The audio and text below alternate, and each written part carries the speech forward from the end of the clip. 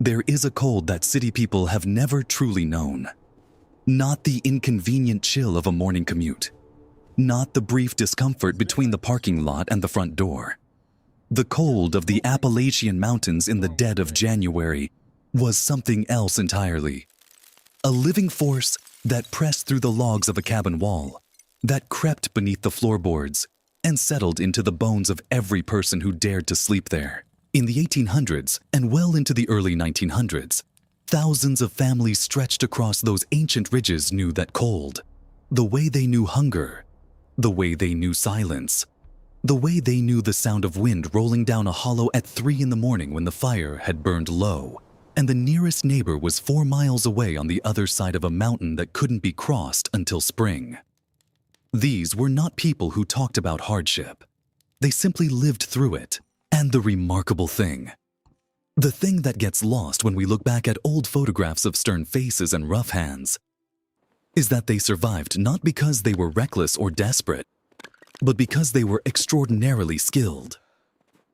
They carried inside them a body of knowledge so dense and practical and carefully built across generations that it amounted to something like a science of staying alive. Every family tucked into a hollow, every homestead carved out of the forest above 3,000 feet was running on expertise that most modern people couldn't replicate if their lives depended on it. Which, of course, theirs did. The mountains they inhabited are among the oldest on Earth.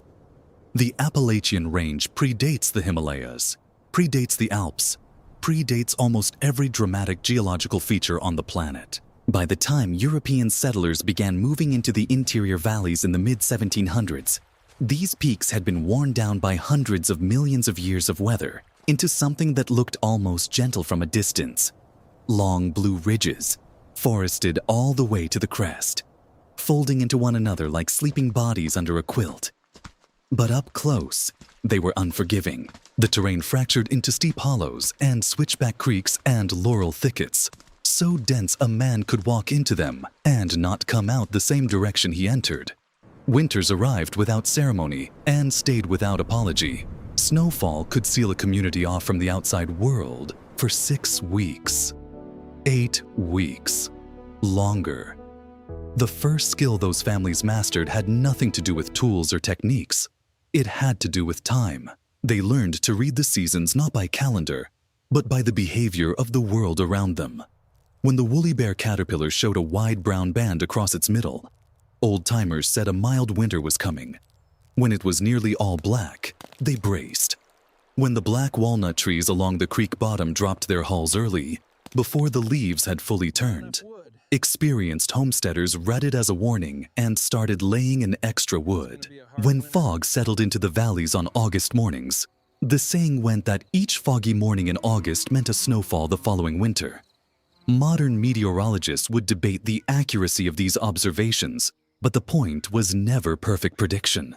The point was paying attention, constant, careful, irreplaceable attention to a world that was always communicating something to those who had learned its language. The second skill was fire, not just the ability to light one, which anyone can do with a match, but the ability to manage it as a resource with almost no margin for error. Appalachian families burning wood through a mountain winter went through quantities of fuel that are difficult to imagine. A single family with modest children and a single fireplace or hearth stove might burn through 15 to 20 full cords of wood across a winter season, each cord being a stack 4 feet wide, 4 feet tall, and 8 feet long. That's not a pile of wood you keep on the porch. That's a year-round occupation. Men and older boys began cutting and splitting wood in late spring, and the work continued through summer. The split rounds stacked and covered and left to season. Green wood, wood that hadn't dried properly, burned poorly and produced the thick, sticky creosote that built up inside chimney flues and caused the chimney fires that destroyed more Appalachian homes than almost any other single cause. Knowing the difference between properly seasoned wood and wood that looked dry but wasn't was a skill learned through years of experience and occasionally through the devastating lesson of a chimney fire in February. The third skill was the construction and management of the root cellar, which was to an Appalachian family what a modern refrigerator, freezer, and grocery store combined are to us today.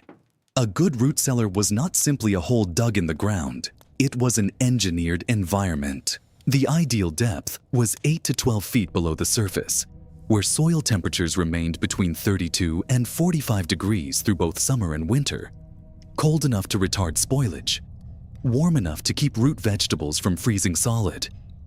Families lined their cellars with fieldstone and sometimes with wood shelving, and they organized the contents with a logic that would impress a modern food scientist. Apples and potatoes were kept apart because apples release ethylene gas that accelerates the ripening and eventual rotting of potatoes. Turnips and cabbages were stored near the floor where it was coldest. Dried beans and cornmeal were elevated away from moisture. The cellar was visited every few days throughout the winter, and any vegetable showing the first signs of soft rot was removed immediately before it could spread to its neighbors. A family that lost its root cellar to flooding, or to a winter so cold it penetrated the earth and froze the stores, faced a genuinely life-threatening situation. There was no grocery delivery. There was no food bank up the holler. There was whatever could be found or traded for. And in February in the mountains, those options were desperately limited. The fourth skill was the keeping of a kitchen garden that operated on a logic entirely different from modern home gardening. Today, people grow vegetables for pleasure or freshness or variety. Appalachian families grew them for survival, which meant every decision about what to plant, how much to plant, and where to plant it was made through the lens of caloric density and storage potential. They grew field corn rather than sweet corn, because field corn, dried and ground into cornmeal, would keep for a year. They grew pole beans by the bushel, stringing them to dry on long cords stretched across the porch. These dried beans were called leather breeches, and they could be soaked and cooked deep into February. They grew sweet potatoes, which stored beautifully in straw and hay, and Irish potatoes, and onions plaited into long braids hung from the rafters. Tomatoes were canned in the late summer heat in a process that required precision. Undercooking could leave botulism spores alive in the sealed jar, which would kill a person just as effectively as any winter cold. Families learned the signs of a properly sealed jar, the sound it made when the lid was pressed, the color the contents should be, versus the color that meant something had gone wrong. This knowledge was passed through direct demonstration, grandmother to daughter, with a seriousness appropriate to its stakes. The fifth skill was wild plant knowledge of a depth that goes almost incomprehensible today. Ramps, the wild onions that push up through the snow on south-facing slopes in late March, were not just a seasonal delicacy. They were the first fresh greens available after months of dried and stored food. And their smell on the breath of mountain communities was so powerful that children who ate them on Monday were sometimes sent home from school on Tuesday. Ramps were celebrated because they represented the end of winter's dietary monotony. But the broader plant knowledge extended far beyond ramps. Watercress grew in cold springs and provided nutrients through the winter months. Poke salat, the tender young shoots of pokeweed, was a spring staple. But the mature plant was highly toxic, and knowing exactly which parts to harvest at exactly which stage of growth was the difference between a meal and a poisoning. Sassafras root bark made a tea that mountain people drank to thin the blood in spring after the heaviness of winter eating. Black cohosh and ginseng and dozens of other plants that now appear in expensive supplement bottles were harvested from forest hollows and traded or used at home. A woman who knew her plants thoroughly was a resource her entire community depended upon, and her knowledge was not casual. It had been tested by necessity and refined by generations. The sixth skill was the preservation of meat, which in the mountains meant primarily the hog. Hog killing time came in late November or early December, after the cold had arrived firmly enough to keep the meat from spoiling during the butchering and curing process, but before the deep freezes that made outdoor work miserable. The timing was critical and was guided partly by moon phase. Old-timers insisted that meat cured during the waxing moon held its salt and smoke better, a claim modern food science hasn't fully validated but also hasn't entirely dismissed. Every part of the animal was used. The fat was rendered into lard, which was the primary cooking fat for everything that would be made in that kitchen over the coming year. The intestines were cleaned and used as casings for sausage. The head was boiled down for the gelatin-rich meat that was pressed into head cheese. Even the feet were pickled in brine. The hams and shoulders were rubbed with salt and brown sugar and hung in the smokehouse, where they would be cold smoked over hickory and applewood for weeks. A properly cured Appalachian ham, done in the old way, would keep without refrigeration for a year or more. The process required judgment at every step.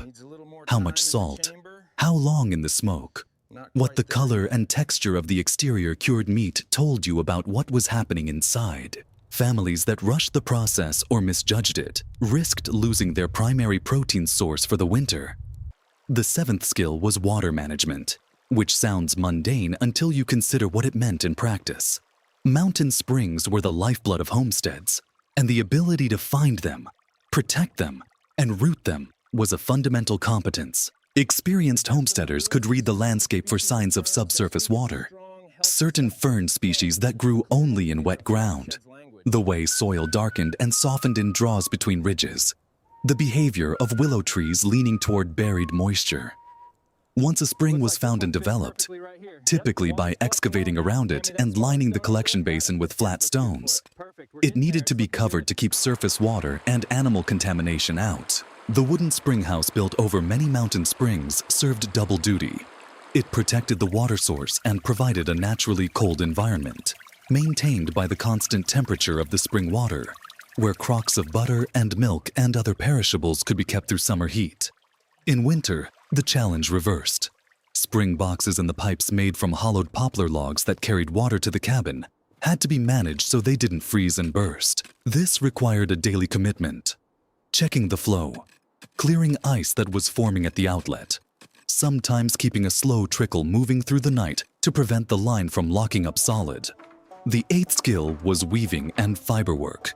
And to understand its importance, you have to understand what it meant to have no way to acquire clothing except to make it. Mountain families raised sheep on the steep pastures carved from the forest and kept them through winter with hay cut in summer from bottomland meadows. The wool was shorn in spring, washed, carded into fluffy rolls, spun on a wheel into yarn, and then knit or woven into the fabric that would become the clothing and blankets a family wore for years. A skilled weaver working a large floor loom could produce wool cloth that was as warm and durable as anything commercially made. And often more so, because it was made to last rather than to be sold cheaply. The spinning wheel was a constant presence in the main room of any mountain cabin, and women and girls spun whenever their hands were free of other tasks. In the evenings after supper, on rainy afternoons when outdoor work was impossible, on Sunday afternoons when the more strenuous labor of the week was set aside. The rhythm of the wheel was so ubiquitous in some households that people reported feeling strange when they heard silence where it should have been. The ninth skill was the making and management of soap, which involved chemistry that mountain people understood in practice, if not in formal scientific terms. Wood ash from the fireplace was saved in a barrel or hopper, and water was poured over it slowly to produce lye, a highly alkaline solution that was the active ingredient in soap. The lye was then combined with rendered lard or tallow in a large iron kettle over an outdoor fire and stirred for hours as the mixture saponified, the fats breaking down and recombining with the lye to create the soap molecule. Too little lye, and the soap was greasy and ineffective. Too much, and it was harsh enough to damage skin. Mountain women tested the strength of their lye by floating an egg in it. If the egg floated with a circle of shell the size of a quarter showing above the surface, the lye was at the right concentration. This is, in fact, a reasonable proxy for the correct sodium hydroxide concentration, and it worked reliably enough that it was passed down as standard practice through many generations. The 10th skill was navigation and geography in a world without maps or GPS or any reliable external reference. Appalachian families who ranged through the woods for hunting, for herb gathering, for visiting neighbors, or for moving livestock between seasonal pastures carried their geography inside them. They knew the watershed, which hollows drained into which creeks, which ridges formed the divides between drainages, which gaps in the ridgeline could be crossed when others were blocked. They oriented by the sun's position and by the moss on the north faces of trees and by the way certain ridges ran. They knew that following a creek downstream always eventually led to a larger stream and ultimately to a road or settlement. Experienced hunters could move through miles of dense forest in fog or cloud and emerge where they intended to emerge. This was not magic. It was the result of years of attentive travel through the same terrain, building an internal map through repetition and observation. The 11th skill was the management of the cast iron cookware that sat at the center of mountain cooking, and which represented a significant financial investment for families who had little cash to spare. A set of cast iron, a large Dutch oven, a skillet, a griddle, perhaps a deep pot, might represent more in trade value than many other items in a mountain household combined. Cast iron, properly maintained, lasts effectively forever. The key to that maintenance was the seasoning. Layers of polymerized fat baked into the surface of the iron that created a naturally non-stick coating and protected the metal from rust. Mountain cooks knew never to wash cast iron with soap, never to let it stand wet, never to heat it empty over a high flame until it was properly seasoned. They wiped it out after cooking, rubbed a thin coat of lard into the surface while it was still warm, and stored it in a dry place. Pans that had been in a family for 40 years cooked better than new ones because the seasoning had built up through decades of use into a surface as smooth and reliable as anything manufactured today. The 12th skill was hunting, but not in the recreational sense that word carries now. Hunting in the Appalachian Mountains in the early 20th century was protein procurement, and it demanded patience, woodsmanship, and marksmanship developed through lifelong practice. Squirrels were the most reliable game, abundant, relatively easy to hunt, and surprisingly nutritious in a stew with dried beans and cornmeal dumplings. Deer provided much larger amounts of meat that could be smoked or jerked for storage. Wild turkey, which Benjamin Franklin famously preferred as the national bird over the eagle, was prized not only for the meat but for the large primary feathers used to make writing quills and smaller feathers used to fletch arrows. Hunters in the mountains learned the travel patterns of game animals, where deer came to water in the morning, where turkeys roosted, where squirrels were moving when the hickory nuts fell in autumn. They moved slowly and downwind, and with a patience that is genuinely difficult to cultivate in a world full of urgency and distraction. The 13th skill was the making of medicines from plants and animal products, because the nearest doctor might be a day's ride away and might not be available at any price in a medical emergency. Poultices made from plantain leaves, the common weed that grows in almost every disturbed soil in the eastern United States, were applied to infected wounds and insect stings. Mullein leaves, boiled in milk, were a traditional treatment for coughs and chest congestion. Wild cherry bark tea was used for colds. Ginger root tea addressed stomach ailments. Willow bark, which contains salicin, the compound from which aspirin was eventually synthesized, was used to reduce fever and pain. Garlic was pressed into cuts to prevent infection. These were not folk superstitions in most cases. Many of them work, as modern pharmacology has confirmed, and the mountain people who used them were applying genuine empirical knowledge accumulated through generations of observation. A family with a skilled herb woman, or herb man, though they were less common, was a family with a significant survival advantage over one without. The 14th skill was the reading and prediction of weather through natural signs. The behavior of animals was closely watched when cows gathered near the gate before rain arrived, or when horses became restless and pulled at their hay more aggressively. Experienced farmers took note. The color of the sky at dawn and dusk was read with the precision that professional meteorologists now apply to barometric readings. A sky that glowed red in the morning warned of storms approaching from the west. Rings around the moon, caused by ice crystals in high cirrus clouds that preceded approaching frontal systems, were counted. A tight ring meant rain was close. A wide ring meant it was still a day or two away, when the sound of the creek below the cabin seemed louder than usual. Old-timers said a change in weather was coming. And they were right. Because falling barometric pressure changes the way sound travels through air. These observations, taken together and interpreted through a lifetime of experience, gave mountain people a practical weather forecasting ability that was far more accurate than nothing and often quite useful. The 15th skill was fence building and animal management. Because the line between prosperity and disaster in a mountain homestead often ran along the fence that kept the hogs from rooting up the kitchen garden, or the cattle from wandering off the ridge into territory they couldn't be retrieved from before winter. Split-rail fences built from chestnut logs, before the devastating chestnut blight of the early 20th century wiped out the American chestnut almost entirely, were a mountain standard because chestnut was light, rot-resistant, and split cleanly and predictably. The loss of the chestnut, which had been one of the most important trees in the Appalachian ecosystem, providing both mast for wildlife and timber for people, was a catastrophe that mountain communities experienced as a slow, bewildering devastation.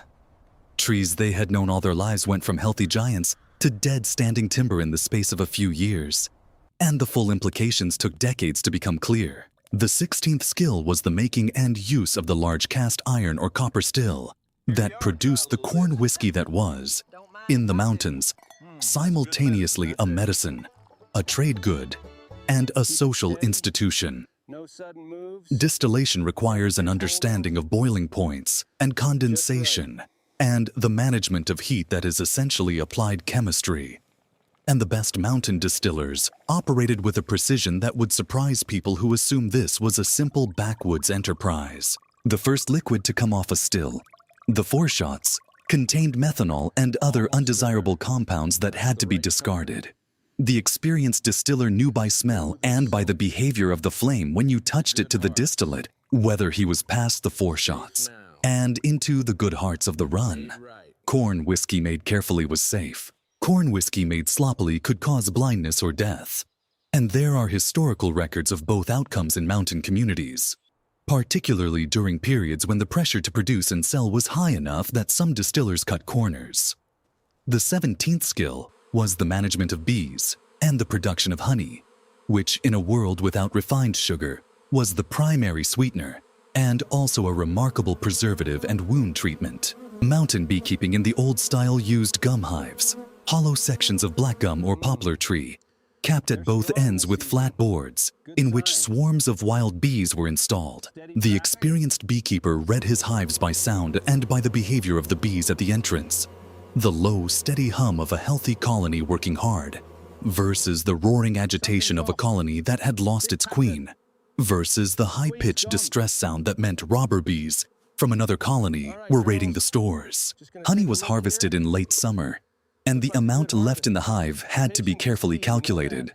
Too little, and the colony would starve through winter. Too much left was production wasted. Good beekeepers in the mountains produced enough surplus honey to trade for goods.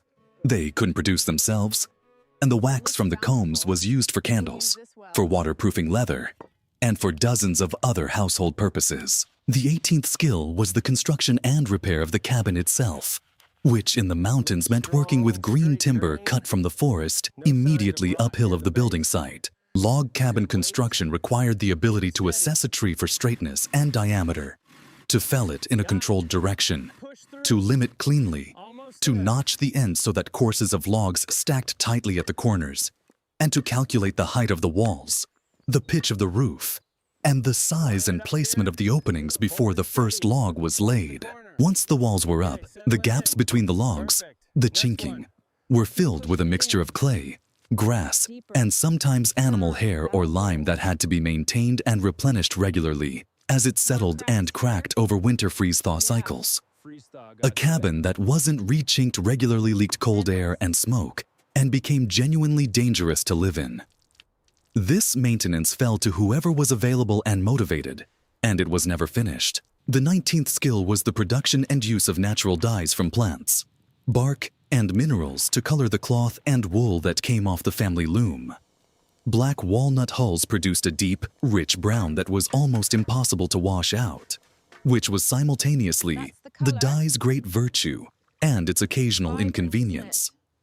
Pokeberry produced a vivid red-purple, goldenrod flowers, which grew in every disturbed meadow and roadsides throughout the mountains, produced a soft yellow that held reasonably well when mordanted with alum.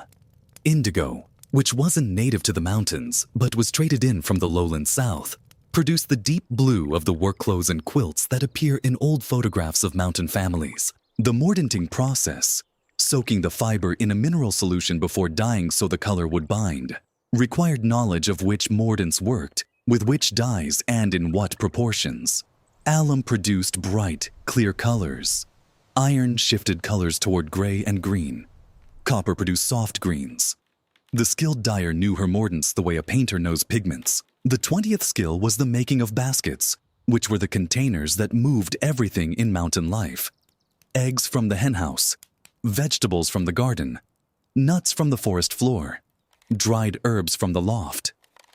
White oak was the preferred material, split into thin, flexible strips called splits that were woven into baskets of extraordinary durability. The preparation of the white oak alone was a multi-step skill.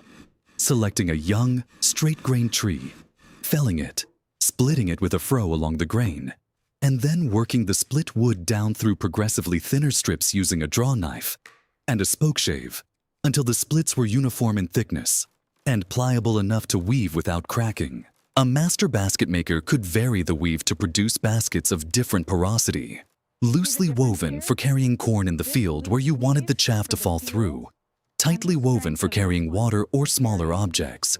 Cherokee basket-making traditions influenced the broader Appalachian craft significantly, and some designs and weaving patterns that appear in old photographs can be traced to specific Cherokee communities in the southern mountains. The 21st skill was the making and maintenance of the tools themselves.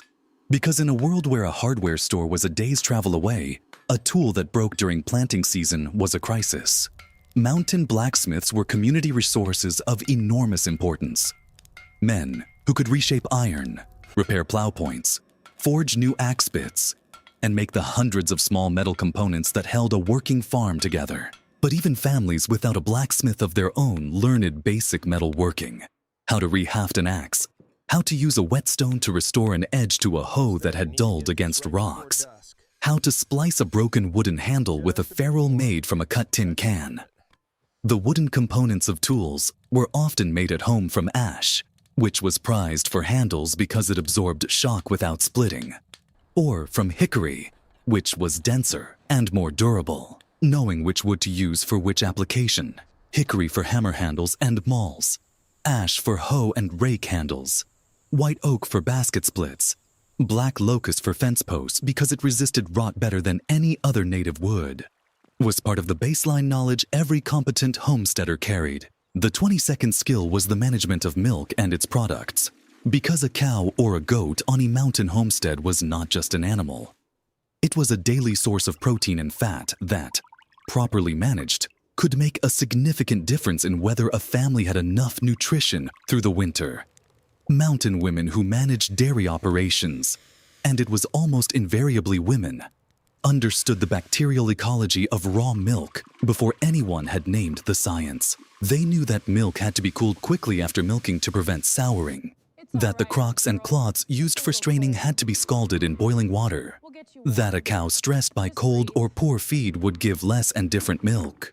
They made butter by agitating cream in a churn until the fat globules coalesced, a process that took anywhere from 20 minutes to over an hour depending on the temperature of the cream, which had to be neither too cold nor too warm to churn properly. Buttermilk, the liquid remaining after the butter came, was used in cornbread and pancakes and drunk straight. Hard cheeses were made by coagulating milk with rennet, a digestive enzyme extracted from the stomach lining of a freshly killed calf, and pressing the curd under weight for weeks before aging it in the cellar. The 23rd skill was the construction and management of the springhouse and smokehouse, the two outbuildings that, along with the root cellar, formed the food preservation infrastructure of the mountain homestead. The smokehouse was typically a small log or roughs-on-board structure built on high ground away from the main cabin. with a tight roof and a dirt floor where a low, slow fire of green hardwood could be maintained for days at a time. The smoke from hickory, apple, or sassafras wood contained antimicrobial compounds that penetrated the surface of hanging hams and sides of bacon and inhibited the growth of the bacteria that would otherwise spoil them. Temperature management was critical. The goal was smoke and mild heat, not cooking. A smokehouse fire that ran too hot cooked the meat on the outside and sealed the surface before the cure had fully penetrated, leaving the interior vulnerable. Experienced smokers banked their fires carefully and checked them multiple times through the day. The 24th skill was the navigation of economic reality in a world where cash was rare, and most transactions were conducted through barter or labor exchange. Mountain communities operated on systems of reciprocal obligation that were sophisticated enough to sustain communities through serious difficulties. When a family needed a barn raised, neighbors came, and the barn was raised in a day. The host family provided the food for the event, and the obligation was remembered and repaid when the neighbor's fence needed rebuilding or the harvest needed hands. This wasn't charity. It was a social technology, a way of pooling labor and resources that allowed families with individually insufficient means to accomplish things that required collective effort. The knowledge of who owed what to whom, and of how to contribute and receive within these networks without creating resentment or imbalance, was a social skill as important as any physical one. The 25th skill, and perhaps the one that most deeply separates the people of those mountains from the people we have become, was the ability to sit with uncertainty and darkness and cold and the very real possibility of loss without losing the thread of who they were. Mountain people faced death at rates that would shock a modern hospital administrator. Infant mortality, deaths in childbirth, deaths from injuries that would be trivially survivable today, deaths from infections and from weather, and from the 10,000 accidents that attend a life lived close to sharp tools and heavy animals, and the edge of subsistence. They buried their own dead in small cemeteries on high ground above the floodline, marked with fieldstones or hand-carved wooden markers that weathered away in a generation. They held their grief inside the same bodies that had to go back out the next morning and feed the animals, and cut the wood, and tend the fire. There was no pause for recovery, no professional support, no weeks of leave from the relentless physical demands of staying alive. What held them together through all of it was not toughness in the popular sense, the performative stoicism that we sometimes attach to the past. What held them together was community and faith, and the certain knowledge that the person in the next hollow knew exactly what you were going through, because they were going through it too. The front porch gathering on a summer evening, the singing school held in the one-room church on Sunday afternoons, the quilting bee where women worked and talked and sometimes sang the old ballads brought over from Scotland and Ireland and Wales generations before. These were not luxuries. They were maintenance. The maintenance of the human spirit under conditions that would otherwise erode it. The Appalachian Mountains are still there. The ridges still run northeast to southwest in their ancient parallel rows, and the hollows between them still fill with fog on autumn mornings the way they always have. Scattered across those hollows, if you know where to look, you can still find the fieldstone foundations of cabins, the traces of old garden terraces on steep hillsides, the remains of spring houses with their flat stones green with moss, and in a few places, fewer each decade, you can still find people who learned some of these skills from someone who lived them not as craft or tradition, but as necessity, who know the feel of properly seasoned wood, who can read a watershed, who remember the smell of a smokehouse doing its work in December. The knowledge doesn't disappear all at once. It dims slowly, like the last light of a winter afternoon, going gray at the edges before the dark takes it entirely. And somewhere in that dimming is the question that sits underneath all of this. Not a nostalgic question, not a romantic one, but a genuinely serious one about what we have traded away, and whether we even know what we've lost, and whether any of it could come back if we ever had reason to reach for it again. The mountains don't offer easy answers. They never did. But they still hold the memory of those who learned to ask the right questions, not of the world, but of themselves. Every single winter morning, when the fire had to be rebuilt and the day had to be faced, and the work of staying alive began again.